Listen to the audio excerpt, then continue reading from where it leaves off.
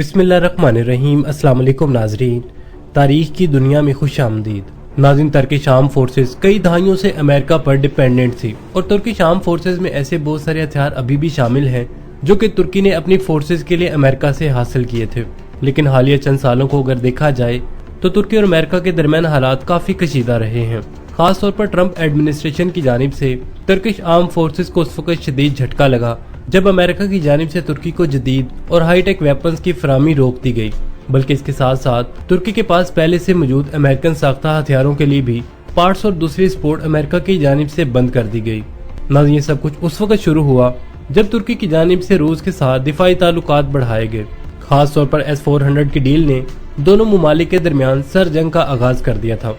मगर तुर्की की defence industries ने आहिस्ता आहिस्ता अमेरिका के इस दबाव को कम किया और मुकामी तौर पर ऐसे हथियार और इक्विपमेंट बनाए जो अमेरिकन साख्ता हथियारों में लगाए और इंटीग्रेट करवाए जा सकते हैं।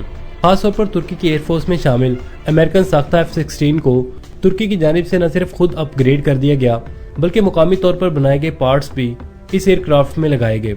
मगर फिर भी एक चीज इन एयरक्राफ्ट के लिए ऐसी थी जिसके लिए तुर्किश एयरफोर्स मुकम्मल तौर पर अमेरिका पर इंडिपेंडेंट थी और वो चीज F-16 तैयारी के हथियार थे। खास तौर पर लंबी दूरी के एयर टू एयर मिसाइल्स के लिए तुर्की अमेरिका पर ही डिपेंडेंट था। मगर अब तुर्की की डिफेंस इंडस्ट्रीज की जानिब से इस जंजीर को भी तोड़ डाला गया है और तुर्की की डिफेंस इंडस्ट्री की जानिब से F-16 के लिए AIM-120 आमराम मिसाइल के बदले मुकामी तौर पर एयर टू एयर मिसाइल बनाए जा रहे हैं। ऐसे मिसाइल जिनको खास तौर पर F-16 फाइटर जेट्स के साथ इंटीग्रेट करवाया जाएगा। और नाज़रीन, खबरों के मुताबिक ऐसे मिसाइलों के तमाम ग्राउंड टेस्ट मुकम्मल हो चुके हैं और मिसाइल जल्द ही मैस प्रोडक्शन में जाने वाले हैं। कुछ खबरों के मुताबिक मिसाइल टेस्ट प्रोग्राम के बाद इन मिसाइलों को सीरियल प्रोडक्शन में लाया जाएगा। अगरचे इस मिसाइल की दीगर खुसूसियात मंजर आम पर नहीं आई, लेकिन कुछ ज़राए ये बता रहे हैं कि तुर्की का ये मिसाइल VVR रेंज का हामिल होगा, लेकिन ये मिसाइल मीडियम रेंज की कैटेगरी में आता है। नाज़रीन, खासतौर पर यह अमेरिकन टेक्नोलॉजी के मिसाइल के बिल्कुल बराबर का ही मिसाइल होगा। तुर्की के लोकल रिसर्च इंस्टीट्यूट की जानिब से इस मिसाइल को 2013 से ही बनाया जा रहा था। नाज़रीन, ऐसे मिसाइलों के तुर्किश F-16 में लगते ही तुर्किश F-16 तकरीबन 90% मुकामी तौर पर बनाए गए इक्विपमेंट से लैस होंगे। तुर्किश एयरफोर्स के अपने F-16 को मुकामी तौर पर बनाए गए तमाम हथियारों से लैस करने के फैसले को न सिर्फ तुर्की डिफेंस इंडस्ट्री को एक नया रुख दिया है बल्कि इसके साथ साथ बहुत सारे ऐसे मुमालिक जो अमेरिका की हठधर्मी और ब्लैकमेलिंग से तंग हो वो भी अब तुर्की के साथ राब्ते में है। बिल्कुल उसी तरह जिस तरह पाकिस्तान ने अपने F-16 तैयारों की फ्लीट को तुर्की की डिफेंस इंडस्ट्री की मदद से अपग्रेड किया था। नाज़रीन, तुर्की में बनाए गए एयर टू एयर मिसाइल किन खुसूसियात के हामिल होंगे और क्या ये मिसाइल अमेरिकन साख्ता मिसाइल के हम पल्ला होंगे या नहीं? नाज़रीन, इस पर जल्द ही हम एक अलग वीडियो भी जरूर बनाएंगे। मेरी कोशिश होगी कि मैं इस वीडियो में दोनों मिसाइलों को कंपेयर करूं।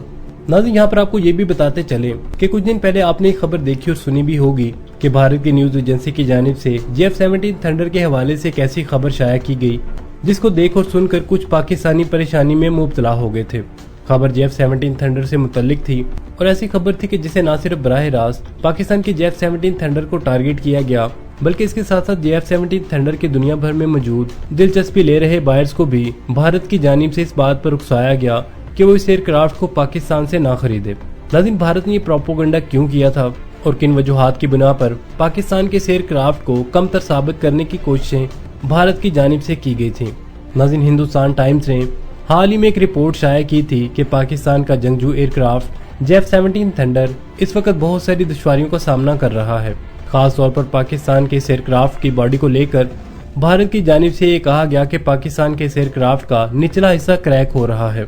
भारत की जानिब से ये भी कहा गया कि कच्चे शकल की वजह से पाकिस्तान के ये त्यारे दबाव बर्दाश्त करने की सलाहियत ही नहीं रखते। भारत की जानिब से इस तरह की खबरें उस वक्त सामने आई जब बहुत सारे मुमालिक पाकिस्तान के एयरक्राफ्ट में दिलचस्पी ले रहे थे। नाज़रीन, इसके अलावा भारत की जानिब से पाकिस्तान के एयरक्राफ्ट की कैनोपी के बरकी निज़ाम के हवाले से भी निशानदेही की गई थी और भारत की जानिब से ये कहा गया कि ये एक ऐसी गलती है कि जिसको अगर हंगामी तौर पर इस्तेमाल करना पड़ जाए तो पायलट के लिए इनखला मुश्किल हो सकता है। नाज़रीन, अगरचे भारत की जानिब से आ रही ऐसी खबरों को पाकिस्तान की तरफ से फौरन ही तरदीद कर दी गई, मगर अब इस बात की भी वजाहत हो चुकी है कि भारत की जानिब से ऐसा क्यों कहा गया था। नाज़रीन, पूरी दुनिया ये बात जानती है कि पाकिस्तान एयरफोर्स साल के 365 दिन रेड अलर्ट पर रहती है। इसका सीधा सीधा मतलब यह है कि पाकिस्तानी एयरफोर्स हर वक्त ही जंग में रहती है। इसलिए पाकिस्तानी एयरफोर्स के तमाम एयरक्राफ्ट न सिर्फ हाई अलर्ट पर रहते हैं बल्कि बॉर्डर्स के करीब मुसलसल परवाजें भी करते रहते हैं। इसलिए भारत की जानिब से ये बात कहना कि F-17 थंडर जो कि पाकिस्तान ने चाइना की मदद से बनाया है वो एक बेकार त्यारा है। नाज़रीन, ये न सिर्फ इन एयरक्राफ्ट की पावर है जो भारत को परेशान कर रही है, बल्कि इसके साथ साथ भारत को तकलीफ इस बात की भी हो रही है कि पाकिस्तान के इस एयरक्राफ्ट को जल्दी नए बाइट्स हासिल करने जा रहे हैं। दूसरी अहम वजह यह भी है कि भारत की मुमकिन कोशिशों के बावजूद रूस की जानिब से पाकिस्तान को F-17 थंडर ब्लॉक 3 के लिए नए और जदीद इंजन की फराहमी जल्द ही शुरू होने जा रही है। अब जबकि भारत को लग रहा था कि वो किसी तौर पर भी F-17 थंडर को जदीद से जदीदतर होने से नहीं रोक सकता, तो भारत की जानिब से मनफी प्रोपेगेंडा शुरू कर दिया गया है। नाज़रीन, इस मनफी प्रोपेगेंडा से भारत सिर्फ दो मकासद हासिल करना चाहता था। एक ये कि भारत अपनी एयरफोर्स के फाइटर पायलट्स का मोराल बढ़ाने के लिए ऐसी बातें कर रहा था, और दूसरी वजह ये कि इस वक्त श्रीलंका, सूडान, मलेशिया, जिम्बाब्वे के साथ साथ दूसरे और भी बहुत सारे ममालिक पाकिस्तान के एयरक्राफ्ट में दिलचस्पी ले रहे हैं। खास तौर पर ईरान और तुर्की के हवाले से इस तरह की खबरें सामने आ रही हैं कि ये मुल्क पाकिस्तान से F-17 थंडर बड़ी तादाद में हासिल कर सकते हैं। तो नाज़रीन, ये बात भारत को किस तरह से हजम हो सकती थी? इन सब को देखते हुए भारत की जानिब से पाकिस्तान के F-17 थंडर को एक बार फिर नाकारा साबित करने की कोशिश की गई है, मगर इस बार भी भारत और भारतीय मीडिया को मुंह की खानी पड़ रही है।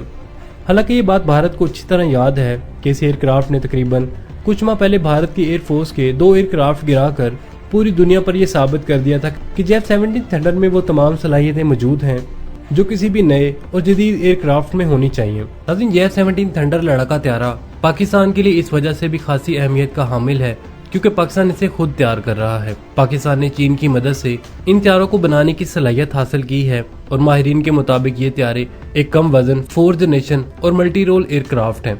नाज़रीन, इस त्यारे की तैयारी, अपग्रेडेशन और ओवरहालिंग की सहूलत भी मुल्क के अंदर ही दस्तयाब है, जिसका मतलब यह है कि पाकिस्तान इस त्यारे की तैयारी के मराहल को यकीनी बनाने के लिए किसी दूसरे मुल्क का मोहताज नहीं है। दिफाई अमूर के माहिरीन के मुताबिक F-17 थंडर F-16 फाल्कन तैयारी की तरह हल्के वजन के साथ साथ तमाम तर मौसमी हालात में जमीनी और फिजाई अहदाफ को निशाना बनाने की सलाहियत रखता है। F-17 थंडर ने इस सलाहियत की बदौलत BRV मिसाइल से बालाकोट वाक़े के बाद इंडियन फिजाइया के मिग त्यारों को गिराया था। इसके साथ F-17 थंडर को भी खूब पजीराई मिली है। F-17 थंडर जमीन पर दुश्मन की निगरानी और फिजाई लड़ाई के साथ साथ जमीनी हमले की सलाहियत भी रखता है। नाज़रीन, ये त्यारा फिजा से जमीन, फिजा से फिजा और फिजा से सतह समंदर पर हमला करने वाले मिसाइल सिस्टम के अलावा दीगर हथियार इस्तेमाल करने की सलाहियत रखता है।